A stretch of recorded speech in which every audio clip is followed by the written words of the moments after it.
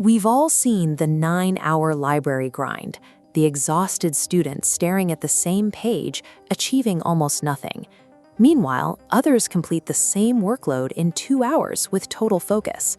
Knowledge acquisition doesn't follow a linear timeline of hours spent at a desk. Instead, it relies on the efficiency of the brain's internal hardware and how much energy it can actually dedicate to a single task before burning out. Your ability to sustain effort on a difficult problem depends on a specific chemical signal that tells your brain the work is worth the reward. This regulator of focus is your dopamine baseline. When your day is filled with high stimulation inputs like social media or sugary snacks, your baseline shifts. Compared to a viral video, a textbook offers almost no immediate reward. Your brain detects this deficit and makes studying feel physically painful as it tries to force you back toward easier stimulation. Relying on willpower to ignore this chemical urge is a losing strategy. Peak performance requires you to manipulate the neurochemistry itself, lowering your baseline so that the brain becomes hungry for any form of engagement, even a difficult math problem. By adjusting these biological inputs first, you change the physical difficulty of the task, turning deep work into the path of least resistance. The protocol starts with a mandatory 30-minute dopamine deprivation phase. You must sit in silence, go for a slow walk, or stare out a window with zero digital input. For the first few days, your brain will resist this boredom. You will feel an intense urge to check your phone.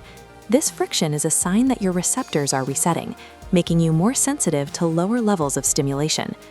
Once you begin, apply the 80-20 rule to your materials.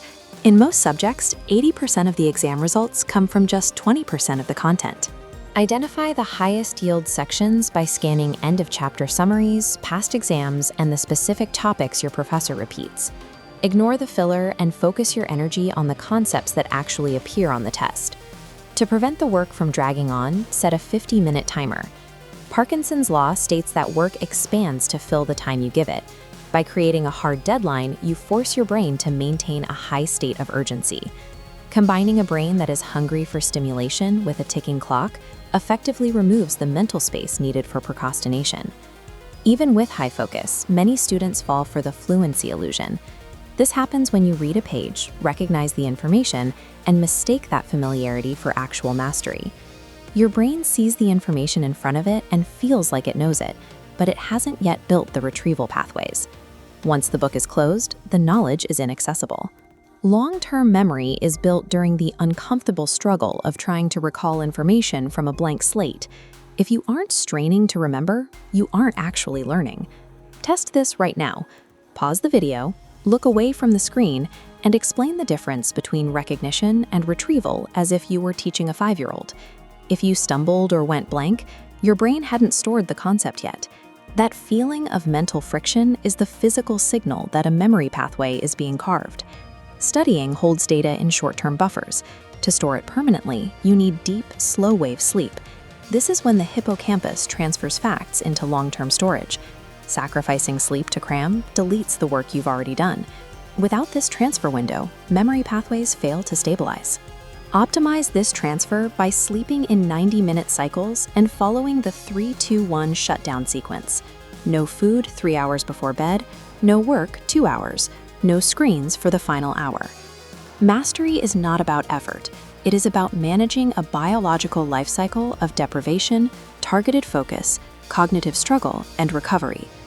Try this 4-step protocol for the next 5 days. Deprive your brain of stimulation for 30 minutes. Prioritize the core 20% of your material. Use active recall to test your memory, and sleep in full cycles to lock it in.